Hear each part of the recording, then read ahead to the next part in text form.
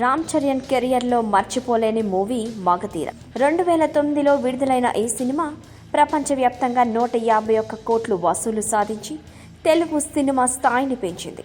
గీత arts బ్యానర్లో అల్లు అరవింద్ నిర్మించిన ఈ చిత్రానికి విజేంద్ర ప్రసాద్ కథ అందించగా రాజమౌళి దర్శకత్వం వహించారు.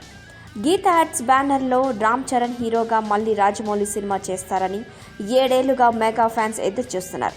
అయితే వీరి కాంబినేషన్లో మూవీ ఇక రాదని ఫిలిం నగర్ వాసులు అంటున్నారు. మగధీర మేకింగ్ సమయంలో రాజమౌళి పనితీరుని అల్లు అరవింద్ అభినందించకపోగా అవమానించారని వెల్లడించారు. అందుకే ఇక గీత ఆర్ట్స్ బ్యానర్లో సినిమా చేయకూడదని రాజమౌళి ఫిక్స్ అయినట్లు సమాచారం.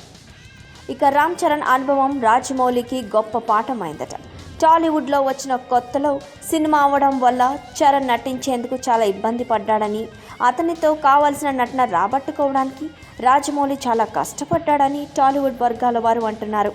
సో రామ్ చరణ్తో కూడా మూవీ చేయడాన్ని స్పష్టం చేశాయి. అందుకే మెగా ఫ్యాన్స్ రాజమౌళి రామ్ చరణ్ కోంబోలో మళ్ళీ మూవీ వచ్చే అవకాశం లేదని తెలుస్తోంది.